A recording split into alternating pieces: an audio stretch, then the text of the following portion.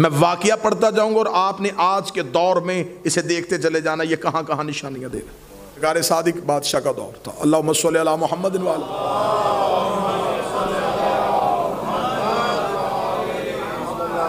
ایک شخص نے غصے میں اپنی عورت کو طلاق دے دی۔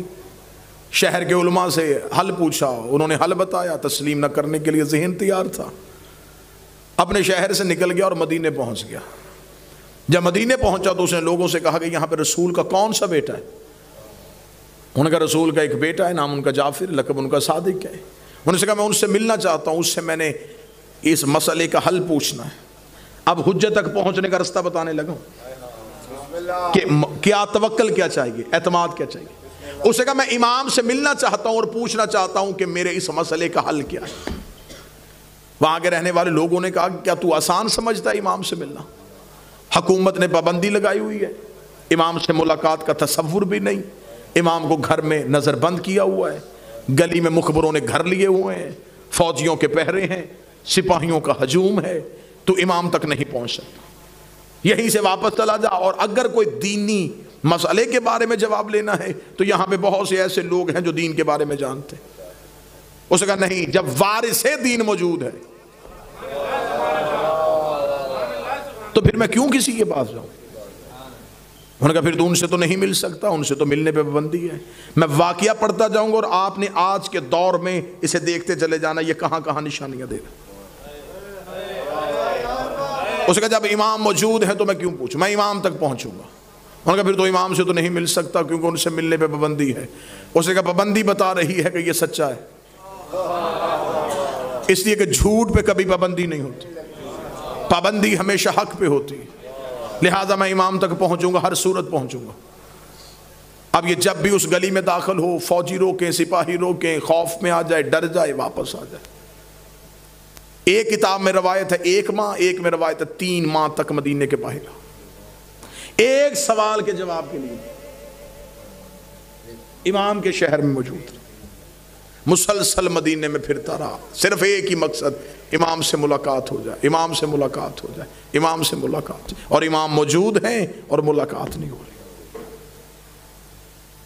اب تھک گیا، مدینے کے باہر بیٹھا تھا اور یوں شہر کی طرف دیکھ رہا تھا اور اپنے روح کے اندر سے باتیں کر رہا تھا کہ میری کون سی غلطی ہے، موجود بھی ہیں آپ، اور مجھے یہ بھی خبر ہے کہ آپ کو بھی پتا ہے کہ میں آیا ہوں، آپ جانتے بھی ہیں کہ میں آپ کے شہر میں ہوں، پھر آپ مل کیوں نہیں رہے؟ ابھی یہ باتیں کر رہا تھا، یہ قریب سے سبزی فروش گزرا، اس نے سبزی فروش کو روکا، کہاں جا رہا ہے تو؟ اس نے کہا مدینہ آبادی میں۔ کیا کرتا ہے؟ اس نے کہا سبزی بیچتا ہوں۔ کبھی محلہ بنی ہاشم میں بھی گیا ہے؟ اس نے کہا روزانہ جاتا ہوں۔ تجھے کوئی نہیں روکتا؟ اس نے کہا مجھے کس نے روکنا ہے، میں سبزی فروش ہوں، میں تو اپنے کاروبار کی غرض سے آتا ہوں۔ وہ جو فوجی اور سپاہی کھڑے وہ تجھے کچھ نہیں کہتے؟ اس نے کہا انہیں خبر ہے کہ میرا امام سے کوئی سروکار نہیں۔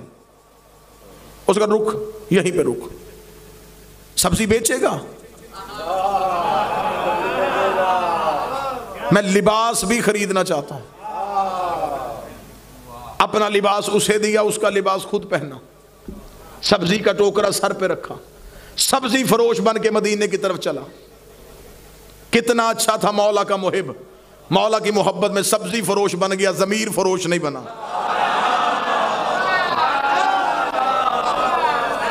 جھکا نہیں کسی کی، سبزی فروش بن کے مدینے میں داخل ہوا۔ مدینہ گلیوں سے گزرتا گزرتا گزرتا محلہ بنی ہاشم کے قریب پہنچ گیا۔ اب سائل اپنی منزل کے قریب جا رہا ہے، پیاسا چشمے کی طرف بڑھ رہا ہے، شدت طلب تیز ہو چکی ہے، دل کی دھڑکنیں قابو میں نہیں رہ رہی۔ جس محلے کو حسرت سے دیکھتا تھا اب اس گلی میں داخل ہونے لگا ہے۔ جو ہی داخل ہوا فوجیوں نے رستہ روکا، ایک ہی آواز ہے یہ تو وہی سبزی فروش ہے جو روز آتا ہے۔ رستہ کھل گیا، گلی میں داخل ہو گیا۔ اب دل کی دھڑکن کانوں میں سنائی دے رہی تھی، اپنے ہی پاؤں خود سے ہی اٹھائے نہیں جا رہے تھے۔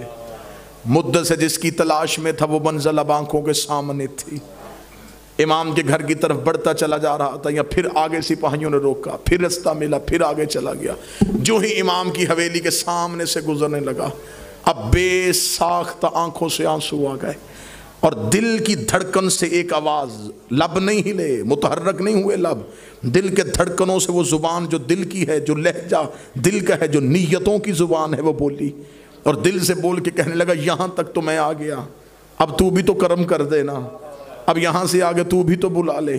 ابھی امام کی حویلی کے بالکل دروازے سے گزر رہا تھا اور حسرت سے اس در کو دیکھ رہا تھا، ذہن میں خیال تھا اسی کے اندر بیٹھا ہے وہ میرا مولا، یہیں بیٹھا ہے وہ میرا وارث، جس کو ملنے کے لیے، جس کو دیکھنے کے لیے آیا ہوں۔ اب جو ہی قدم آگے بڑھنے لگا یا امام کی حویلی کا دروازہ کھلا، باہر آ کے امام کے نوکر نے آواز دی، سبزی فروش دے کے لینی۔ نوکر کی آواز آئی، سبزی فروش اندر آ۔ آج مولا نے سبزی دے کے لینی، خوش ہوا، جلدی سے مرا، سپاہی آگے آگے کھڑے، کدھر؟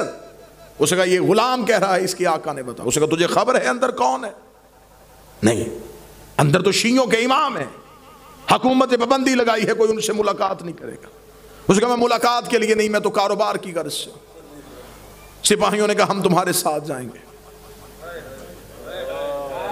دو سپاہی پھر ساتھ چلے، دل کی دھڑکن پھر قابو سے چلی گئی۔ مدت کے بعد وہ منزل آئی، لیکن اب کیا ہوگا؟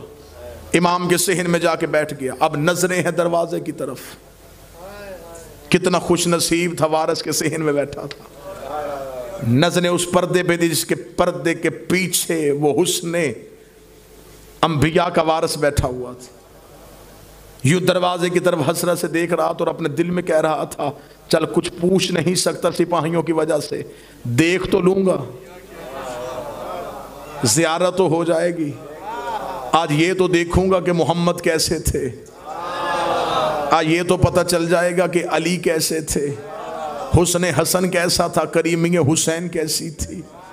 دروازے کی طرف حسرت کی نگاہ سے دیکھ رہا تھا، یا پردہ اٹھا، امام کا پہلا قدم صحن میں آیا، سر پہ رسول والا امامہ، جسم پہ امیر المومنین کی عبا، ماتھے پہ سجدے کا نشان، حسن یوسف کو شرماتے ہوئے امام کے قدم بڑھے۔ امام اس سبزی کے ٹوکرے کے قریب بیٹھے، یہ امام کو ایسے دیکھ رہا تھا جیسے مصر کی عورتوں نے یوسف کو دیکھا تھا۔ یہ امام کے چہرے پہ اتنا متوجہ تھا کہ نظریں امام کے چہرے سے ہٹ نہ رہی تھیں۔ امام اس کے قریب بیٹھے، ٹوکری سے کپڑے کو ہٹایا، امام نے سبزی چننی شروع کر لی، امام کی نظریں جھکی ہیں۔ اس کے ذہن میں آیا کہ میں تو سوال پوچھنے آیا، یہ تو واقعتاً سبزی لے رہے ہیں۔ اس نے اپنا چہرہ رخ امامت کے قریب کیا کہ آہستگی سے امام سے سوال پوچھوں۔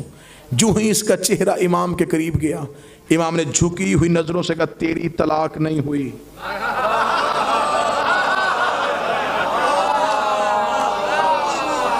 اس نے کہا مولا میں نے سوال پوچھا تو نہیں، فرمایا ہم سوالات کے محتاج نہیں ہوتے۔